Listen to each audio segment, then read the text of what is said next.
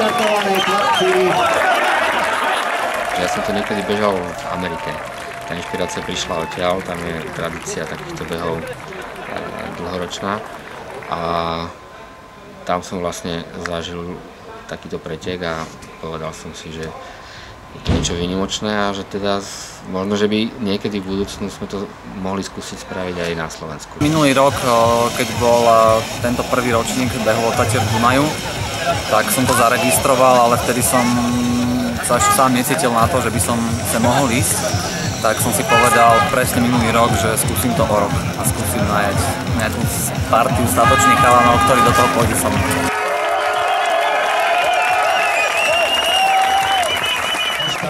Ste povedal, že je to výnimočné. Čím to je výnimočné? Veď ten človek len uteká. No. Tam na tom behu, na ktorom som bol ja, bolo strašne veľa ľudí, ktorí to bežali, strašne veľa tímov. Úžasná atmosféra súdržnosti, tím, ktorý vás povzbudzuje každú chvíľu na tej trati. Viete, že ste súčasťou nejakej skupiny ľudí, ktorá čaká, že podáte úplne najlepší výkon. Ja by som to porovnal možno takými slovami Dominika Hrbatého, ktorý povedal, že hrať za Davis Cup tým a hrať na nejakom turnaji, že sa to nedá porovnať. Proste tí ľudia, ktorí sú za vami, vás tlačia k tomu, aby ste dali 110%. Už to máte za sebou? Už parádne. Už vôbec nebudete bežať? Nie, nemal by som. Ak sa nikto nezraní, tak už nie. Ale veľmi dobre. Aké? Perfektne. A unavený veľmi? Tak normálne. V pohode? Iba spánok trošku, ale inak úplne dobre. My jsme si svý odběhli. To jsou ty hadice, co nám A kedy bylo najhorší? No, teď tenhle poslední úsek, no. Všichni, co mají teď poslední úsek, tak to bude asi nejtěžší, no, protože pár hodin spánku a tady třeba kolega náš prostě poslední úsek teď běží, jako. Těší se, on ještě neví, co ho čeká totiž. Takto sa odpočíva medzi behaním. Takto sa zbierajú sily.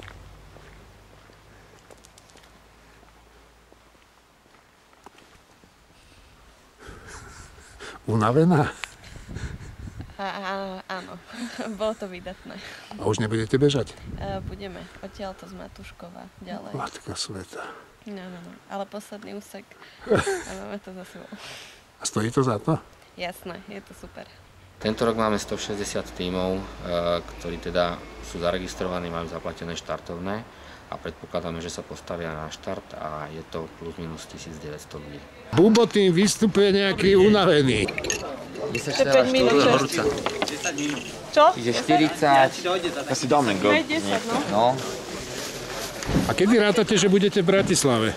No zatiaľ sme 6. tým. No ale chlapci, vysvetlite mi to, že čak teda cestovná kancelária ešte sa takto sa tu nacestuje do bezvedomia a ešte závodí po Slovensku. Tak chceme spoznať aj Slovensko. Možno to je to nielen svet, ale aj Slovensko. A plus my sa zameriavame na intenzívne zážitky. No a toto je jeden bohovský intenzívny zážitok. V čom? Ja si myslím, že takto by sa mal robiť turizmus, lebo Slovensko není moc zaujímavá krajina. My si teda Slováci hovoríme, že sme strašne zaujímaví, ale není dobre. Ale ja keby som bol Brit a niekto mi povie, že môžem od tých najväčších vecí, čo tu existujú, a to sú Tatry a Dunaj, to sú proste také naše tie symboly, a že prebehnem Otatier Dunaju, tak aby som v momente išiel. A to každému odporúčam a toto je podľa mňa smer, ktorý máme ísť. A už sa tu kričí. No, dobre. A bola aj nejaká taká kríza, alebo? Stále je kríza. Ja teraz mám bežať, ja mám depresiu, dobre, ja som hotový. Všetko ma bolí, som. Šoferujem a spím, dobre, to je hrozné. My sme spali koľko? Hodinu? Hodinu a štvrť sme spali, dobre? Čiže je to tvrdé. Poď, Janči! Ideš, Janči, poďme!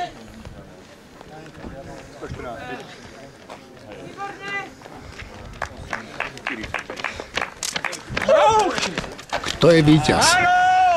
Tak myslím si, že každý to dobehne. Určite máme samozrejme aj víťaza preteku ako takého. Pravdepodobne to bude niekto z elite tímov.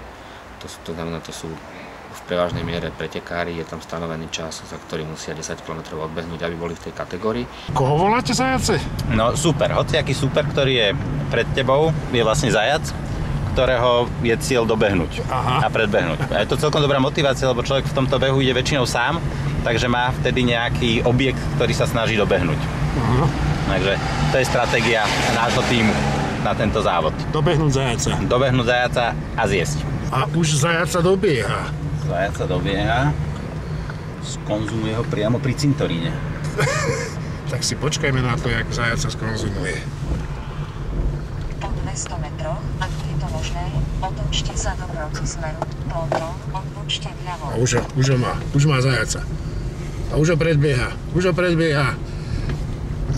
A je tam. Myslím, že keď to ide niekto bežať ako prvýkrát, tak si vôbec nevie predstaviť, čo to obnáša, nevie si predstaviť logistiku, nevie si predstaviť absolútne nič.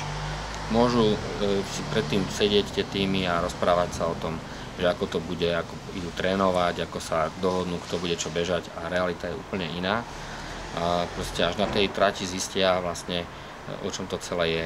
Pod pazuchy, aby sa nedreli pazuchy, bradavky zalepené leukoplastom, aby sa nedreli, proste pri týchto dĺžkach gel. Vážne? To som nevedel. Tu strašne boli, dobre, 10 km nie je sranda, ale keď človek beží z tých 30-40 km, tak to sú už iné finty. Hrozné, všetko ma boli.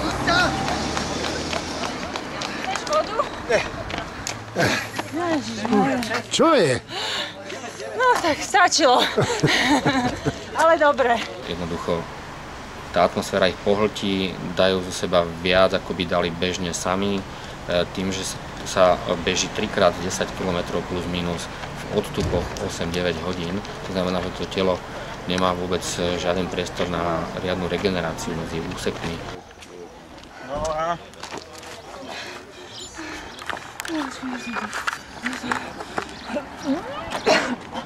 Ja som vždycky skoro zavracal na konci.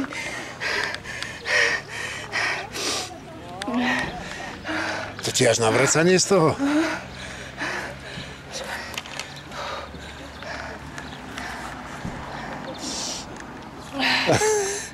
Stojí to za to, ja. No, to bol za posledný metr. Super, ten sprej, ale to by zase nebal. Teraz. Sprej.